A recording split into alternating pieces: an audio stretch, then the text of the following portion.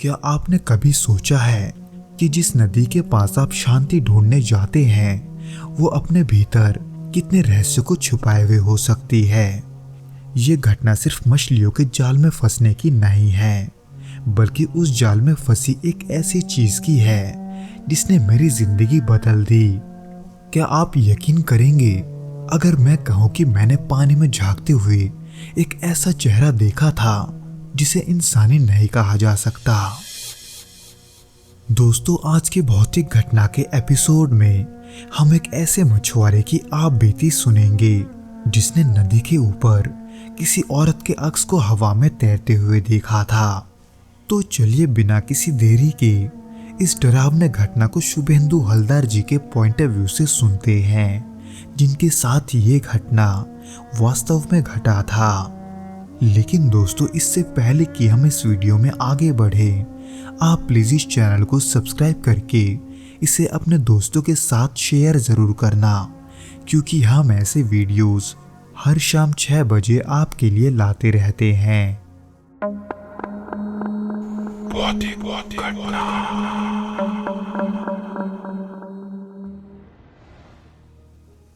ये घटना मेरी मछुआरे जिंदगी की है, जब मैं सुंदरबन के पास रहमानपुर गांव में रहता था।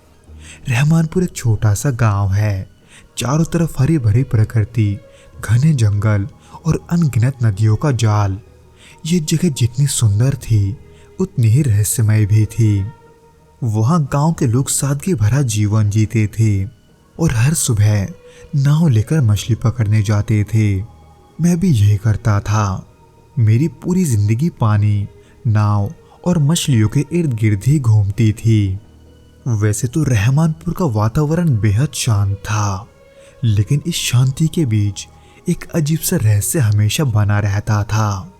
कई बार लोग रात के समय नदी के किनारे से अजीब अजीब आवाजें सुनने की बातें करते थे, लेकिन मैंने इसे कभी गंभीरता से नहीं लिया, क्योंकि इससे पहले कभी मैंने ये सब एहसास नहीं किया था।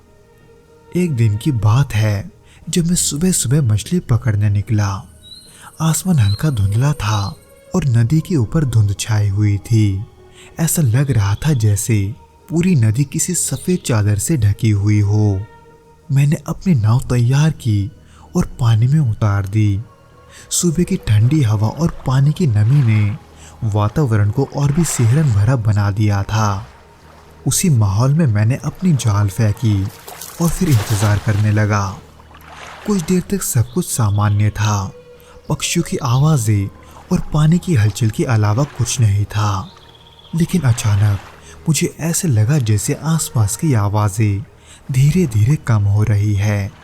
पक्षियों की चहचहाट अचानक बंद हो गई और हवा में एक अजीब सी सर्द महसूस होने लगी। उसी बीच मेरी नाव अचानक जोरों से हिलने लगी। ऐसा लगा जैसे कोई भारी चीज नीचे से नाव को धक्का दे रही हो। मैंने डरते हुए पानी में झांक कर देखा, लेकिन वहां कुछ नहीं था। इसलिए ये सोचकर कि शायद कोई बड़ी मछली होगी, मैंने ध्यान नहीं दिया। लेकिन ये अजीब हरकत रुकने का नाम ही नहीं ले रही थी। जैसे जैसे मैं जाल को खींच रहा था, मुझे उसमें कुछ भारी फंसा हुआ महसूस हो रहा था। सोचा कि शायद उसमें बहुत सारा मछली होगा, पर जब मैंने जाल को पानी से बाहर निकाला तो मैं चौंक गया, क्योंकि जाल में मछलियों के अलावा एक अजीब सा गीला कपड़ा फंसा हुआ था। वो कपड़ा बहुत बड़ा तो नहीं था, लेकिन वो बहुत पुराना, किसी दुल्हन के लहंगे जैसा लग रहा था। पर उसके बावजूद भी वो जाल इतना भारी था जैसे उसमें बहुत सारे मछली फंसे हो, जबकि उसमें कुछ गिने चुने ही मछली फंसे थे।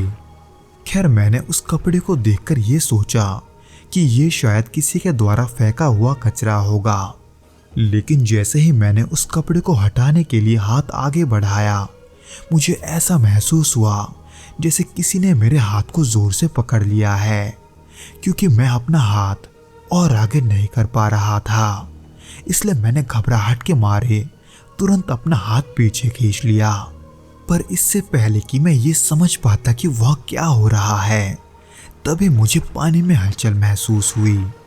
मैंने देखा कि नदी के पानी में एक अजीब सी आकृति बन रही है।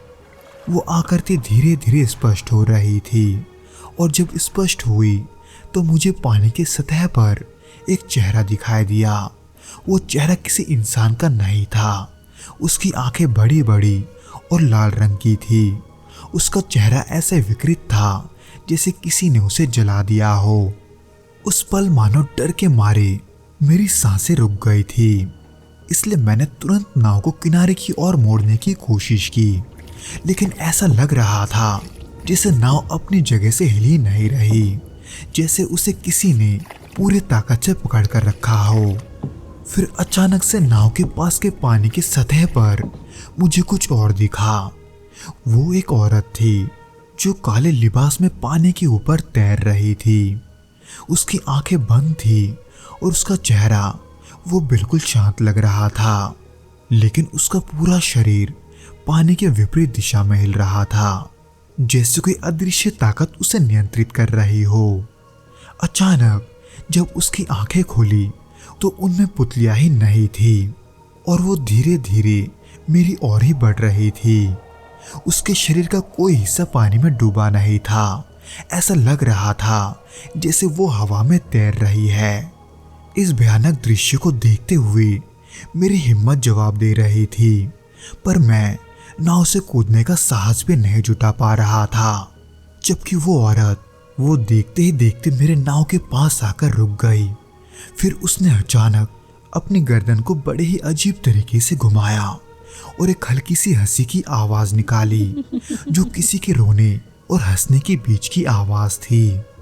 इस भयानक दृश्य को अपने सामने देखकर मेरे रोंगटे खड़े हो गए थे, पर कुछ पलों के बाद जब मैंने अपने हालत को समझा, मैंने तुरंत अपनी पूरी ताकत लगाकर नाव को किनारे की ओर मोड़ दिया। पर उसी बीच जब मैंने किनारे की ओर देखा तो वहां अजीब सी धुंध छाई हुई थी। वहां जाते हुए मुझे अपने पैर नचाने क्यों अब भारी लगने लगे थे, जैसे कोई मुझे वापस पानी की ओर खींच रहा था। लेकिन किसी तरह से मैंने अपनी हिम्मत जुटाई और नाव को किनारे तक ले आया। पर किनारे पर पहुंचते ही मैंने देखा कि वो औरत अब भी पानी के ऊपर तैर रही है। उसकी आंखें अब भी मुझ पर गड़ी हुई थी, इसलिए मैं दौड़कर जंगल की ओर भागा। पर रास्ते में मुझे ऐसा महसूस हुआ जैसे कोई मेरे पीछे पीछे आ रहा है। पर जब मैं पीछे मुड़कर देखता तो वहां कोई नहीं होता, लेकिन मुझे अब भी अपने कानों में उसके हंसने और रोने की आवाज सुनाई दे रही थी। हालांकि कुछ देर तक दौड़ने के बाद मैं जैसे तैसे गांव तक तो पहुंच गया था, लेकिन वहां पहुंचकर मैंने इस घटना के बारे में किसी को नहीं बताया, ये सोचकर कि किसी को मुझ पर यकीन नहीं होगा, क्योंकि मेरे साथ कुछ ऐसा हुआ था जिस पर बिना देखे यकीन करना वाकई में मुश्किल था। खैर, उन सब के बाद उस रात मुझे नींद नहीं आई। मेरे कानों में हर पल पानी की हलचल और उस हंसी की आवाज गूंज रही थी। आज भी जब मैं उस घटना को याद करता हूँ तो मेरी रूह कांप उठती है। मुझे नहीं पता कि वो औरत कौन थी या क्या थी, लेकिन उसने मेरी जिंदगी हमेशा के लिए बदल दी।